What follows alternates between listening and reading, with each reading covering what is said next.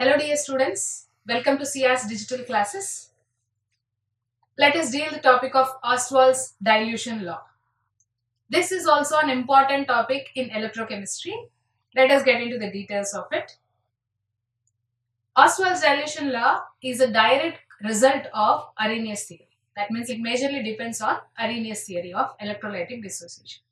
It was proposed by Ostwald in 1888. It tells about the relation between equilibrium constant and degree of dissociation. It considers equilibrium constant because in Arrhenius theory, Arrhenius has proposed that undissociated molecules of the electrolyte and its ions after dissociation exist in equilibrium.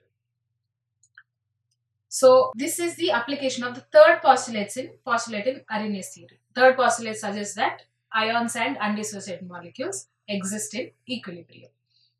So according to the law of mass action, when we apply law of mass action to the equilibrium, then we can see that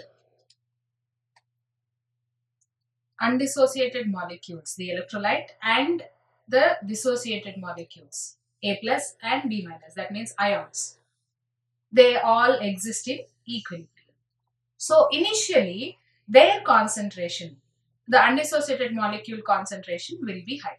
Let us consider it to be C. And these are 0. And at equilibrium, the concentration changes because there is dissociation. So that is C minus C alpha. Let it be C minus C alpha. And this one for a cation will be C alpha, and similarly for anion it is C alpha again. So the equilibrium constant value then will be K is equal to the concentration of A plus and B minus, the cations and anion molar concentration, and divided by the concentration of the undivided molecule. So that by substituting these values in this equation, we get C alpha into C alpha by C into 1 minus alpha. So here after this, C alpha square by C into 1 minus alpha, which can also be written as C alpha square by 1 minus alpha. So this equation C alpha square by 1 minus alpha is Ostwald's dilution law. This equation is the Ostwald's dilution law. Ostwald's dilution law, if this constant K is called as dissociation constant of electrolyte or electrolytic dissociation constant. And the value of alpha here in this denominator is very much lower than the value of 1. It is very less than 1, hence it can be neglected. So this equation can also be written as